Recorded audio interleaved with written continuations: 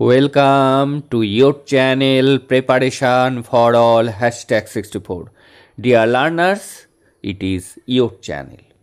তোমরা যারা 2024-26 সেশনে পড়ছো তোমাদের জন্য কিন্তু ধারাবাহিকভাবে চ্যানেলে ক্লাস আসছে। সেই ক্লাসগুলি যারা নিয়মিত ফলো করছো বা যারা পরে জয়েন করেছো, যারা প্লেলিস্ট থেকে ক্লাসগুলিকে দেখছো বা যারা প্রথম থেকে ক্লাসগুলি করছো, তোমাদেরকেও বলবো যে প্লেলিস্ট থেকে পুরনো ক্লাসগুলিকে আবার নতুন করে দেখতে থাকো, তাহলে তোমাদের রিভিশনটা খুব ভালো হবে। আর ডিএলএডে 80% প্লাস মার্কস তুলতে গেলে যেটি প্রয়োজন সেটি হলো কনসেপ্ট ক্লিয়ার করা। আর এই কনসেপ্ট ক্লিয়ার থাকলে তোমাদের আপার প্রাইমারি এবং প্রাইমারি দুটির ক্ষেত্রেই কিন্তু সুবিধা হবে অনেকটাই। দেখো, আজকেও অধ্যায় 9 থেকে, আজকে ডে 16 বাংলার ক্লাস। খুব ইম্পর্টেন্ট কোশ্চেন, বহুভাষী ক্লাসে একজন শিক্ষকের ভূমিকা আলোচনা করুন। যে ক্লাসে বিভিন্ন ভাষাভাষীর ছাত্রছাত্রীরা রয়েছে সেই ক্লাসটি একজন শিক্ষক কিভাবে সেই ক্লাসটিকে হ্যান্ডেল করবেন বা সেই ক্লাসটি কিভাবে প্রত্যেকের কাছে আনন্দদায়ক করে তুলবেন। তাহলে আমরা আনসারটি দেখি।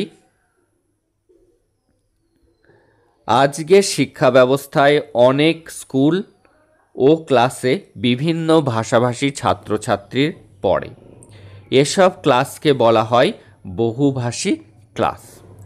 এই রকম ক্লাসে শিক্ষার্থীরা বিভিন্ন অঞ্চল থেকে আসে এবং তাদের মাতৃভাষা আলাদা হয়। তাই এমন পরিবেশে একজন শিক্ষকের ভূমিকা খুবই গুরুত্বপূর্ণ ও দায়িত্বপূর্ণ। আর আমি পয়েন্টস করে করে দিয়েছি। প্রথমত, একজন শিক্ষককে এমন একটি বন্ধুত্বপূর্ণ পরিবেশ করতে হয় যেখানে সব ভাষার ছাত্রছাত্রীরা স্বাচ্ছন্দ্য বোধ করে। শিক্ষককে এমনভাবে কথা বলতে হবে যাতে কেউ অপমানিত বা অবহেলিত না হয়। তিনি সবাইকে সমান সম্মান দেখাতে শেখান।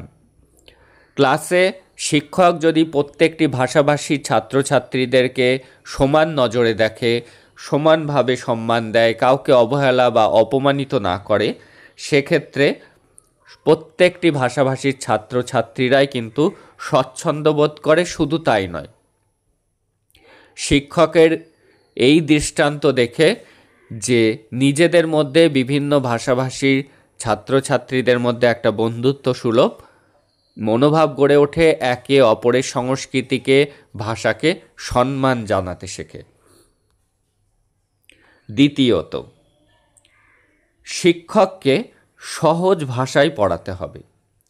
অনেক সময় ছাত্ররা ভালোভাবে বোঝে না, কারণ তারা শিক্ষক যে ভাষায় পড়াচ্ছেন তা তাদের মাতৃভাষা নয়। তাই শিক্ষককে সাধারণ ও স্পষ্ট ভাষা ব্যবহার করতে হয়। কখনো চিত্র, অঙ্গভঙ্গি বা দৃষ্টান্ত দিয়ে বোঝাতে হয়। কিছু কিছু জায়গা, যে জায়গাগুলো জটিল, সেগুলি বোঝানোর জন্য তাকে কিন্তু বোর্ড ওয়ার্ক বা বিভিন্ন ছবি তিনি ব্যবহার করতে পারেন। শারীরিক অঙ্গিভঙ্গির মাধ্যমে, গেস্টার যাকে বলা হয়, তার মাধ্যমে বা দৃষ্টান্ত উদাহরণের সাহায্যে কিন্তু তিনি সেগুলি বোঝাতে পারেন। তাহলে কিন্তু সব ভাষার ছাত্রছাত্রীরাই সেটি বুঝে যেতে পারে। আর কি, শিক্ষককে ধৈর্যশীল হতে হয়। একজন ছাত্র এক ভাষায় ভাবে ও বোঝে। যেহেতু তাদের প্রত্যেকের মাতৃভাষা আলাদা, তাই তারা একটা ভাষায় তারা ভাবে ও বোঝে। সবাই একসঙ্গে না বুঝতে পারলেও শিক্ষককে ধৈর্যের সাথে বারবার বোঝাতে হয় যাতে কেউ পিছিয়ে না পড়ে। শিক্ষককে অবশ্যই ধৈর্যশীল হতে হবে, ধৈর্যহারা হলে হবে না। যেহেতু বিভিন্ন মাল্টিলিঙ্গুয়াল স্টুডেন্টস ক্লাসে আছে, তাই শিক্ষককে যারা বুঝতে পারছে না তাদেরকে আবারও তাদের মতো করে বোঝানোর চেষ্টা করতে হবে। চতুর্থত, এগুলি কিন্তু তোমরা যখন ইন্টারভিউ দিতে যাবে টেট এক্সাম কোয়ালিফাই করার জন্য, তখনও কিন্তু তোমাদেরকে এই ধরনের প্রশ্নই জিজ্ঞাসা করা হবে যে একটা বহুভাষী ক্লাসে তুমি কিভাবে তাদেরকে পড়াবে। শিক্ষককে সংস্কৃতি ও ভাষার প্রতি সম্মান দেখাতে হয়। বহুভাষী ছাত্রছাত্রীদের ভাষা ও সংস্কৃতিকে শ্রদ্ধা জানালে তারা আরও আগ্রহ নিয়ে শেখে, এতে তাদের আত্মবিশ্বাসও বাড়ে। পঞ্চমত, শিক্ষক যদি সম্ভব হয় তবে একাধিক ভাষায় কিছু শব্দ লিখে নিতে পারেন। এতে ছাত্ররা আনন্দ পায় এবং সম্পর্ক আরও ভালো হয়। এছাড়াও বাংলা, ইংরেজি ও স্থানীয় ভাষার মধ্যে সম্বন্ধ করে পড়ানো গেলে সব ছাত্রই উপকৃত হয়। কি বলছে, শিক্ষক যদি সম্ভব হয় তবে একাধিক ভাষায় কিছু শব্দ লিখে নিতে পারে।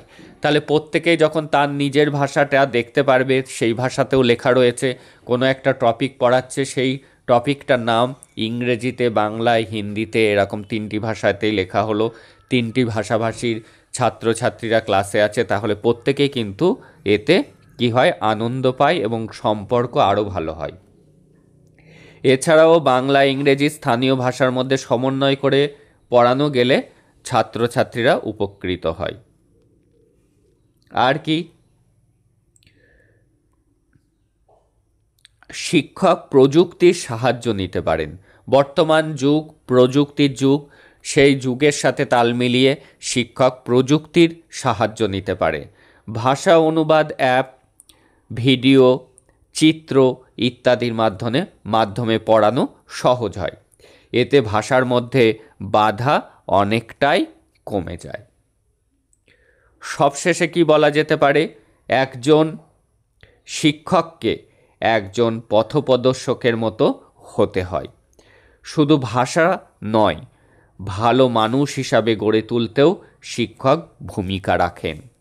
তিনি শিখিয়ে দেন ভাষার পার্থক্য থাকলেও আমরা সবাই মানুষ এবং একে অপরকে সম্মান করা উচিত। উপসংহারে কি বলা যেতে পারে, বহুভাষী ক্লাসে একজন শিক্ষকের কাজ শুধু পড়ানো নয়, বরং সব ভাষাভাষী শিক্ষার্থীর মধ্যে সৌহার্দ্য, সহযোগিতা ও সহমর্মিতা গড়ে তোলা। একজন দক্ষ ও সহানুভূতিশীল শিক্ষকই এই দায়িত্ব সফলভাবে পালন করতে পারেন। তাই এমন ক্লাসে শিক্ষকের ভূমিকা অনেক বড় এবং সমাজ গঠনের জন্য অত্যন্ত গুরুত্বপূর্ণ। তোমরা ধারাবাহিকভাবে ক্লাসগুলিকে করো। হাতে এখনও মনে হচ্ছে তোমাদের কিছুটা মাসখানিক সময় তোমরা পেতে চলেছ। এই সময়টাকে তোমরা কাজে লাগাও। তোমরা টেট এবং আপার প্রাইমারি যারা গ্র্যাজুয়েশন করা আছে, তোমরা আপার প্রাইমারি টেটে বসতে পারবে এবং সেক্ষেত্রে এই ডিএলএডের 3টে সাবজেক্ট তোমাদেরকে হেল্প করবে। সেটি হলো বেঙ্গলি, ইংলিশ এবং চাইল্ড স্টাডিজ। তাই বলবো, তোমরা এই 3টে সাবজেক্ট অত্যন্ত গুরুত্ব সহকারে, কেবলমাত্র আমরা ডিএলএড পাশ করার জন্য নয়, যাতে পরবর্তীকালে আমরা প্রাইমারি টেট বা আপার প্রাইমারি টেটও ক্লিয়ার করতে পারি, সেই জন্য আমাদের বাংলা, ইংরেজি এবং আমাদেরকে গুরুত্ব দিতে হবে চাইল্ড স্টাডিজের উপর। That's all today.